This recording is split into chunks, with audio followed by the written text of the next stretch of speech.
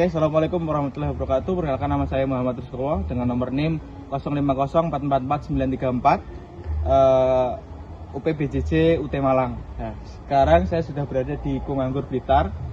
Saat ini saya akan melakukan wawancara terkait untuk mata kuliah pemasaran produk agribisnis. Nah, nanti akan ketemu dengan salah satu pengelola di sini.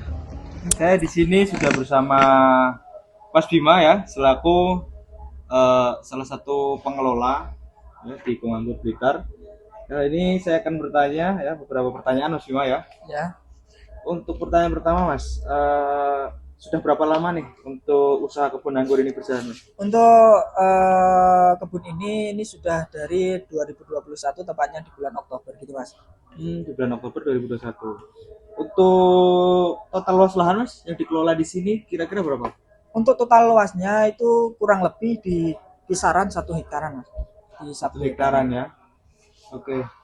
Untuk varietasnya Mas, untuk anggur import ya ini ya. Ya, Untuk anggur import. varietasnya yang dikembangkan rata-rata apa Mas di sini? Kebanyakan yang mayoritas. Ada yang namanya Tamaki, ada yang juga Jupiter, itu yang banyak di sini. Itu dari Negara, negara ada yang dari Jepang, ada yang dari Ukraina, ini macam-macam ya. ada macam-macam, ada banyak. Oke, oke. Terus untuk di kebun ini Mas ya, di usaha ini berapa jumlah tenaga kerja yang terlibat Mas? Untuk tenaga kerja totalnya. tenaga kerja kurang lebih di 5 orangan atau 6 ya, kalau nggak salah. Ya, hampir lupa, agak lupa. Kurang dari 10 orang. Oke. Itu mencakup perawatan, pemasaran, dan juga pembuatan bibit. Oke.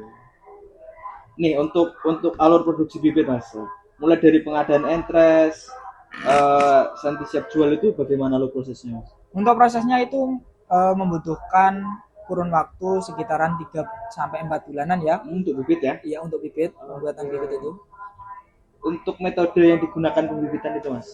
Untuk metodenya dengan cara okulasi ataupun sambung ataupun yang grafting. Biasa kita sebut grafting. Oke. Terus untuk waktu yang dibutuhkan untuk awal bibit hingga siap dipasarkan itu berapa lama Mas? Kurang lebih itu membutuhkan waktu 3-4 bulan. 3-4 bulan. Itu siap dijual. Oke. Ini untuk buah anggur nih Mas. Untuk buah anggur ini apa namanya? Untuk buah anggur ya, dalam sekali panen dalam setahun itu berapa rata-rata hasilnya per siklus berapa nih Mas? Dalam setahun yang pernah kita lakukan ya, itu sekitaran lebih dari 1 kintal ya, lebih dari 1 kintal. Untuk sekali panen? Ya, sekali panen. Itu 1 tahun berapa kali panen Mas? Untuk di sini ya, itu 1 tahun itu bisa 2 kali panen. Oke. Untuk produk ini nih, bibit atau buah, ini dipasarkan kemana Mas? Untuk pemasaran bibitnya itu bisa ke seluruh Indonesia ya, bisa ke setiap media online ataupun offline kita bisa. Dan untuk cara pengiriman nih bibit ke pembeli ini gimana Mas? Kalau untuk media online itu kita kirim ke pengiriman ya, seperti JNT gitu. Oke, ada ini jasa ekspedisi ya. Jasa ekspedisi. Untuk online. Kalau offline? Kalau offline bisa diambil sendiri ataupun kita antar. Jadi sambil lihat-lihat kebun ya? Iya. Oke, terus lanjut ini Mas. Teknologi atau alat apa saja yang digunakan dalam proses produksi bibitnya Mas? Kalau untuk alat-alatnya itu sederhana ya Mas, seperti halnya pisau, plastik untuk membungkusnya. Jadi tidak ada alat khusus untuk. Tidak ada alat khusus. Jadi sewajarnya apa? Ya, pembuatan stek ya. Oke. Nah, untuk pelatihan atau pendampingan nih. Apakah dilakukan secara rutin di sini? Kalau rutin enggak ya, kita sistemnya itu pendaftaran. Jadi sekali ada orang yang daftar kita buka pelatihan. Oke. Terus ini untuk sumber pengadaan bahan baku Mas, terus sama entres atau media tanam, pupuk itu dari mana Mas sumbernya? Kalau untuk sumbernya seperti halnya entres kita ambil dari sendiri ya, produk sendiri. Kalau hanya media tanam ataupun pupuk kita membeli dari orang lain, itu yang kita olah sendiri gitu. Kalau untuk pupuknya kita menggunakan pupuk organik dan anorganik. Kalau anorganik kita beli, kalau organik kita buat sendiri. Oke. Terus untuk ini Mas, untuk harga entrestnya, mungkin masih juga jual secara mentah, mungkin entres atau bahan baku per batang sebelum diproses itu?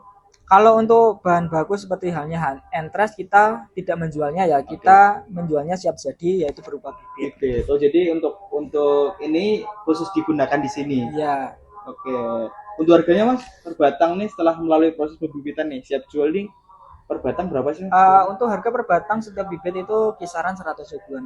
100 ribuan ya. 100 ribuan. Lumayan mahal ya Iya. untuk terus ini berapa jumlah bibit yang dihasilkan dalam satu siklus produksi? Untuk Kira-kira. kita grafting itu biasanya kita ribuan ya Mas, 1000 2000 gitu per graftingan. Ya, per graftingan itu jangka waktunya berapa lama Mas? Jadi untuk grafting 1 ke grafting 2 nih, totalnya kan tadi 1000 sampai 2000. Ya. Nah, dari grafting pertama terus lanjut kita grafting ulang, itu prosesnya berapa lama nih Mas? Untuk prosesnya kita menunggu ya. Kan kita siklusnya itu jika ada pohon yang siap dibuahkan, kita grafting. Itu rata-ratanya Mas, rata-ratanya rata-rata 1 bulan 2 bulan enggak lebih dari itu. Mungkin ada 3 bulanan. Jadi 3 bulan sekali produksi untuk bibit tadi 1000 2000 ya tadi ya. Oke. Terus ini apakah ada perlakuan khusus ya? Apakah ada perlakuan khusus yang meningkatkan nilai jual atau misalnya sertifikasi, labeling atau kemasan premium? Kalau kemasan ataupun labeling itu kita belum ada ya. Yang kita ada itu adalah kualitas per varietas. Jadi pembedaan varietas, ada yang dari Jepang, ada yang dari varietas tertentu, harganya tertentu. Iya, tergantung varietasnya. Jadi varietasnya atau jenisnya ya. Jenisnya. Oke. Terus ini berapa perkiraan nih keuntungan bibit ya bersih per siklus produksi kira-kira Mas? Untuk kira-kira kalau jual online itu pasti ada potongan ya. Potongan dari medianya. Kalau kita jual offline itu pasti untung dari 100 ribuan. Oke. Jadi mungkin per satu bibitnya. Per satu bibitnya 100 ribuan. Mungkin sementara itu dulu Mas ya. Untuk wawancara kali ini. Terima kasih sudah menyempatkan waktu. Terima kasih ya. Saya ucapkan terima kasih. Wassalamualaikum warahmatullahi wabarakatuh. Waalaikumsalam. Ini so?